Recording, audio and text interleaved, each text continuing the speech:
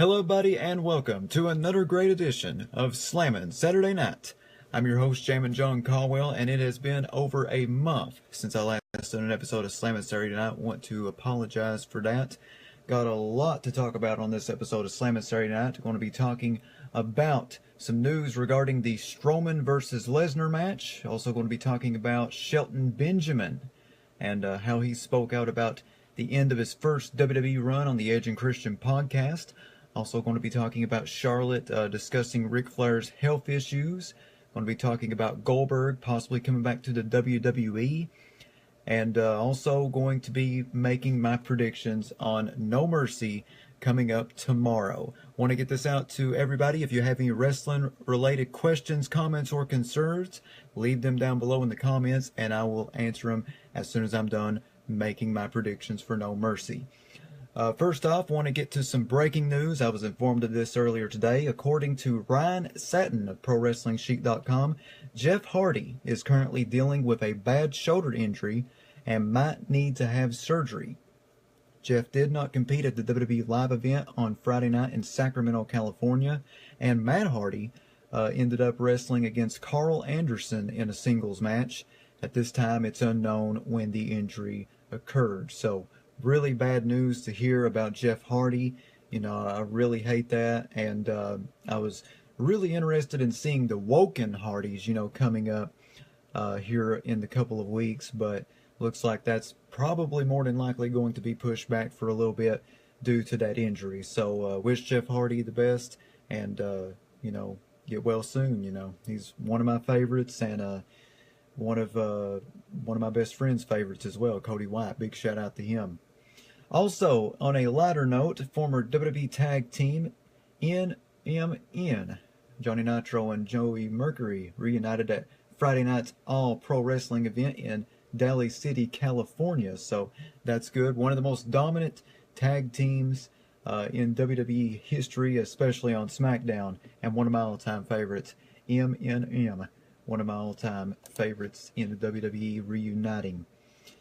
On a recent edition of Wrestling Observer Live, Brian Alvarez commented on the current plans for the Braun Strowman versus Brock Lesnar finish at No Mercy by saying, basically, there are 2 times listed for the main event. That doesn't mean they're going to do a finish and have another match. Basically, Vince hasn't decided what to do yet, or he has decided, but he doesn't want anyone to know. Alvarez later added by saying, and so I think that he's going to make his decision late in the day on Sunday. So I guess maybe don't put any money on that match if you think you know what the finish is, because I think that's going to be one of those top secret finish style matches. You know, this Braun Strowman Brock Lesnar match, I have heard, you know, so much about the finish. No one really fully knows what that's going to be. I think it's probably more than likely going to be a top secret like finish. I think that more than likely he's going to make his decision. Vince is going to make his decision on the finish later on Sunday.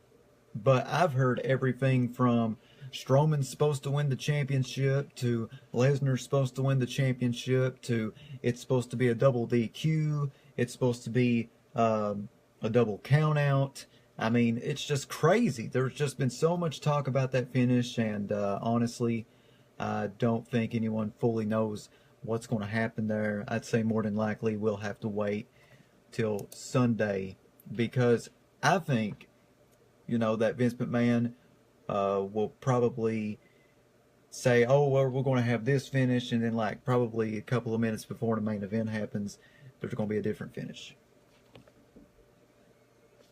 So right now I want to talk about Shelton Benjamin. During a recent appearance on Edge and Christian's podcast, Shelton Benjamin reflected back on his departure from the WWE several years ago by saying, when the release came, honestly, I felt like I needed it. I had been there for 10 years, and I said I had a lot of great moments, but I've never really accomplished what I wanted to.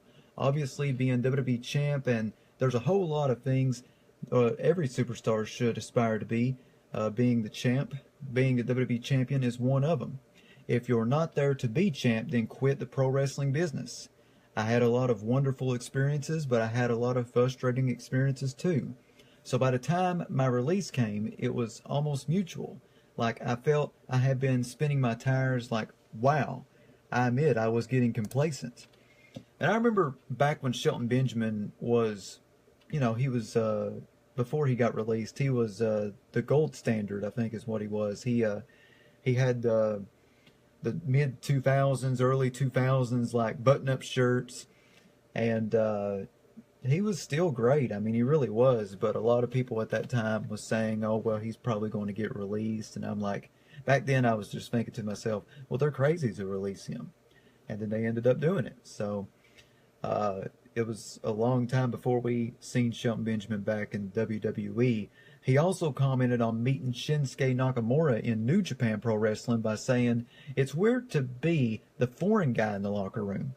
Working for New Japan Pro Wrestling when I first met Shinsuke Nakamura, and again, I had no idea who he was. I just thought he was a Japanese guy who does a lot of Michael Jackson stuff. Like, what's going on with this guy? I couldn't figure him out." And then you see him perform and you figure out real fast who the top guys are because of the fan reaction. But at the same time, in the locker room, I couldn't tell. Do you know what I mean? The way that they treat each other was so much different in the locker room as far as you walk into a WWE locker room. You can kind of feel where people are on the card, just kind of based on how people around them are reacting. You know what I mean? Not like there are like guys stepping on each other and things like that, but you can kind of get a feel for, okay, he's a locker room leader, and things like that. It took me a while because everybody treated everybody well. At least I couldn't pick up on any egos or hierarchy. So it's definitely,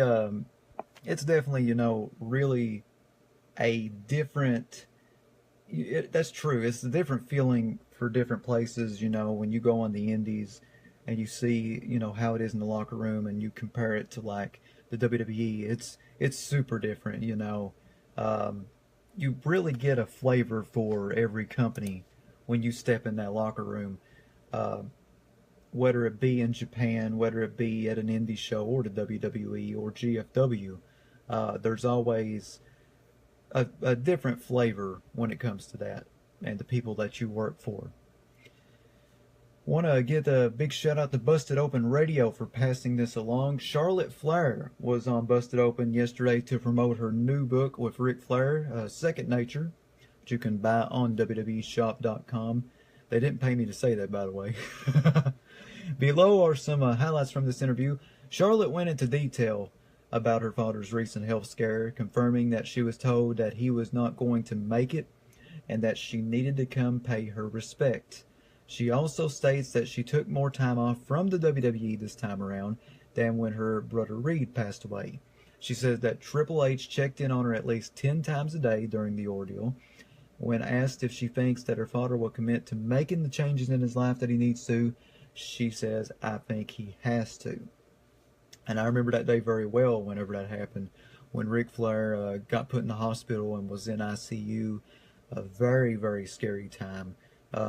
To be a fan, to be in the business, because Ric Flair is definitely, if not the greatest pro wrestler of all time, and it was just really scary because everybody thought that we were going to lose the Nature Boy, and thank God, that he pulled through, and everything went well, and he was able to kick out of it, and I'm just really happy that he's doing okay.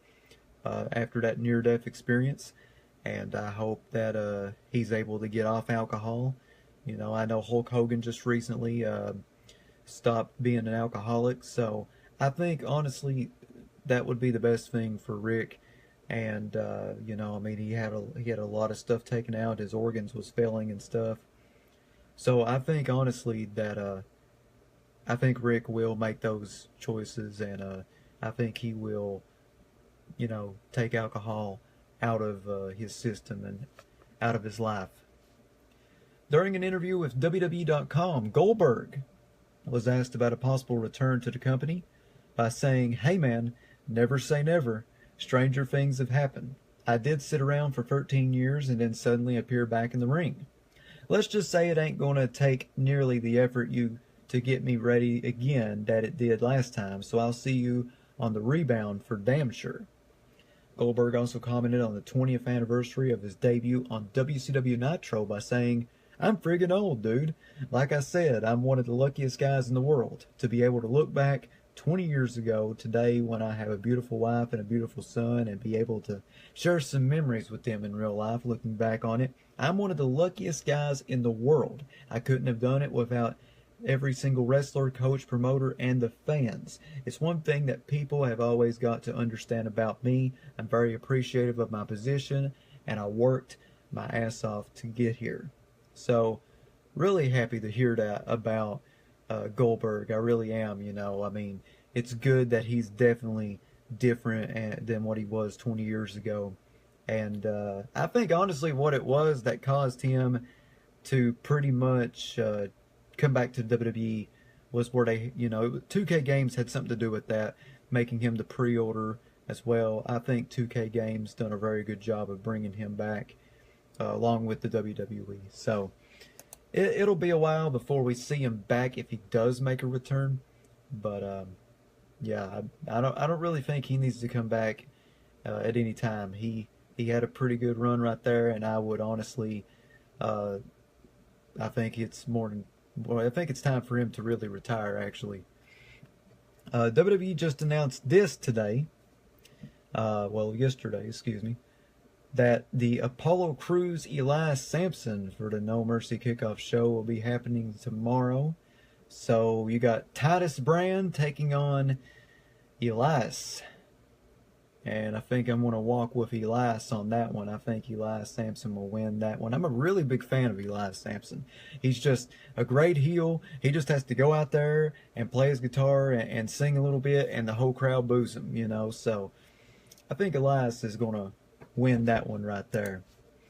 And right now, we get to the part that you all been waiting for. Of course, the No Mercy predictions. Of course, No Mercy is tomorrow, live from the Staples Center in Los Angeles, California, home of the Lakers and the Clippers, sponsored by Little Caesars and Mountain Dew. We got 8 matches on this card. I just told you the first one, which is the pre-show match, Apollo Crews versus Elias. We got The Miz, the Intercontinental Champion, with The Miz, Daraj, Curtis Axel, and Bo Dallas taking on Jason Jordan for the Intercontinental title. You got the Women's Champion on Raw, Alexa Bliss, taking on Sasha Banks, Bayley, Nia Jax, and Emma in a fatal 5-way match for the Raw Women's title. You have the Cruiserweight Champion, Neville, taking on Enzo Amore for the Cruiserweight title. Finn Balor versus Bray Wyatt. Of course, Finn Balor will not be wearing his demon makeup. He'll be man-to-man. You got the Raw Tag Team Champions Dean Ambrose and Seth Rollins taking on Cesaro and Sheamus for the Raw Tag Team Championships. John Cena taking on Roman Reigns, and the main event, the Universal Champion Brock Lesnar with Paul Heyman taking on Braun Strowman for the Universal title. So let's go ahead and get right into this, shall we? Alright, so the first one I'm thinking up is definitely going to be Apollo Crews and Elias. I just said Elias is probably going to win that one. For the Cruiserweight title, the Cruiserweight Champion Neville taking on Enzo Amore. Enzo has been getting a lot of heat backstage. I've been hearing a lot of heat on him for a while. I've been hearing that he's supposed to be taking off TV, and they're supposed to be bringing him back to NXT. I've heard that. I've heard he's supposed to be Cruiserweight Champion. And for some reason, I think, honestly, part of me says that Enzo Amore is going to win the Cruiserweight Championship, so I'm going to go with my gut on that. Despite him having all that heat, I think that Enzo Amore will be the Cruiserweight Champion after No Mercy. Call me crazy, but I think that's going to happen. We got the Raw Women's Championship match in the Fatal 5-Way. Alexa Bliss, Sasha Banks, Bayley, Nia Jax, and Emma. Emma basically in this, from what I've heard, just to fill time and to just add more to that match because they didn't have anything else for her. It's pretty bad. Shocked to see Bayley come back. I thought Bayley was going to be out for a couple more weeks or months, but hey, it's always great to see her. Honestly, with this, I feel as though this match could go either way. I've heard people say Nia Jax is going to win. I've heard people say Bayley is going to win this. Some people picked Emma. Some people picked Sasha. I think honestly with this, it's a real toss-up, but if I had to make a decision on this, I think Alexa Bliss will retain the Raw Women's Championship, and I think what's going to happen is that she will pin Nia Jax to retain, and then Nia Jax and Alexa Bliss is going to have a match at Survivor Series. That's what I think, because it's been shown on Raw for a while that they're, trying to like build up some type of feud between Nia Jax and Alexa Bliss. So I think Alexa wins by pinning Nia, and then Nia and Alexa have a match at Survivor Series, and Nia Jax wins the women's title there. Our next match will be the Intercontinental Championship match between Intercontinental Champion The Miz with The Miz Daraj taking on Jason Jordan. The Miz just became the third longest reigning Intercontinental Champion in history, in WWE history. And honestly, that's really crazy. I was just really shocked that he was able to surpass the Honky Tonk Man. But, this is really wild of me to say this because, a lot of people don't like this guy, and a lot of people really think that he's just terrible. I've always been a big fan of Jason Jordan. He might not be the best on the mic, but he has always been a hell of a wrestler, and I think that Jason Jordan will win the Intercontinental Championship from The Miz at No Mercy. We also got Finn Balor taking on Bray Wyatt in a singles match. Finn Balor will not have his demon face paint. It'll just be man-to-man. And I think, when you look at Finn Balor and when he does these high-profile matches and he has the demon paint, it's always like an advantage because, like, he goes into a different world. His character goes into a different world. And it's like he's unbeatable and unstoppable when he's got the demon paint on. So I think Bray Wyatt will beat Finn Balor because Balor will be at a disadvantage without the face paint. So I think Bray will more than likely win that. And then I think they'll have the rubber match at Survivor Series where Balor brings back his demon paint. So that's what I see happening there. For the Raw Tag Team Championship match between the tag champions, Dean Ambrose and Seth Rollins versus Cesaro and Sheamus.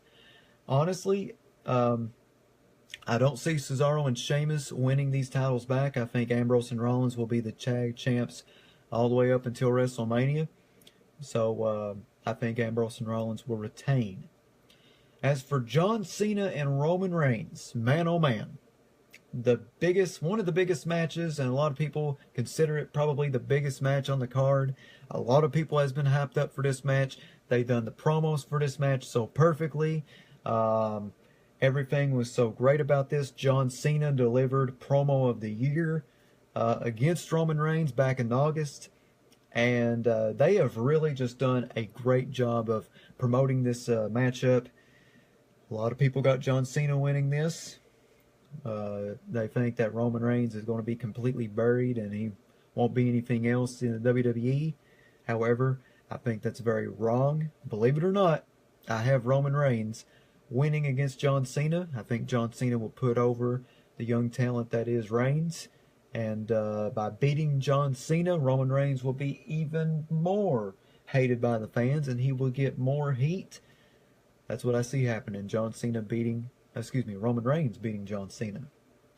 And our main event for the Universal Championship, the Universal Champion Brock Lesnar with Paul Heyman taking on Braun Strowman. Boy, wouldn't it be something if Braun Strowman became Universal Champion. I would love to see that. However, I don't think that Braun Strowman is going to win the Universal Championship at No Mercy.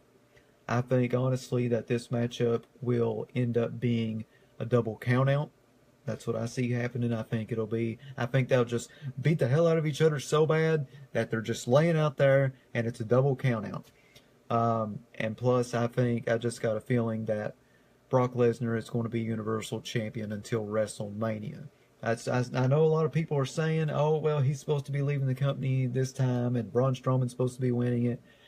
I still think that Brock Lesnar is going to keep the title till WrestleMania. So, that's my predictions for No Mercy. Let me go ahead and recap for you guys. I think that Elias will beat Apollo Crews in the pre-show match. I think that Enzo Amore will win the Cruiserweight title from Neville. I think Alexa Bliss will retain the Raw Women's Championship. I think that Bray Wyatt will beat Finn Balor. I think that Jason Jordan will defeat The Miz to become the new Intercontinental Champion. I think that Ambrose and Rollins will retain the Raw Tag Team titles. I think Roman Reigns will beat John Cena. And in the main event, I have Brock Lesnar retaining his title against Braun Strowman in a double countout. So that's the predictions for No Mercy, and that's all the news I got for you on Slammin' Saturday Night. Let me go ahead and take a look at any wrestling-related questions, comments, or concerns that have been left down below. Want to get some shout-outs out here in a second. Mary Adams, hi John. Hey, nice to see you again. Let's see. Internet's wonky tonight. Yeah, it's been... That's the bad thing about these streams, is that Windstream really does a bad job with that. Marvin White, what's up, brother? Hey, man, how you doing? Nice to see you again, brother. Jackie Prater, hey, John. Hey, Jackie, hope you're doing good. Let's see. Brandy Morris says she's a goofy goober. Oh, dear God. Nice to be hearing from you, Brandy. Hope you've been doing good. My good buddy, Nate Dogg, Nathaniel Combs. Hope you're doing great, my man. I'll talk at you later on tonight. Want to give some shout-outs right now. Toby Fugit, Mary Adams, Esther Wallace, Austin and Natasha Deaton, Zach Mullins, Marvin White, Paula Brewer, Jackie Prater, Marilyn Brown Wooten, Rachel Marie, Tasha Linden, Dustin Craig Brewer, John Hicks, Ronald Childers, Mike Strickland, Brandy Morris, Odessa Evans, John Cottle, Mandy Gibson, Tyler Turpin, Christy Gayhart, Chris Ritchie, Brandy Michelle Caldwell, Nathaniel Combs. Too sweet, baby. Oh, I want to thank each and every single one of you guys for tuning in to this stream of Slammin' Saturday Night. This will be on YouTube here in a couple of hours, probably around 10 or 11 o'clock. So if you're not able to watch this, I'll make a post and get the YouTube video out to you here later on if you wasn't able to watch this stream, or if you know of anybody who missed this stream, they can watch the YouTube video as well, because we need to get some more views for that YouTube channel. So I want to thank each and every single one of you guys. I will see you next Saturday for another great episode of Slammin' Saturday Night. Going to be recapping No Mercy next Saturday, and hope to have my good buddy Nate Dogg, Nathaniel Combs, as my guest next week to run down this whole No Mercy pay-per-view and whatever comes from Raw, SmackDown, and NXT. So for Jamin John, I'll see you next week. Have a great night, everybody.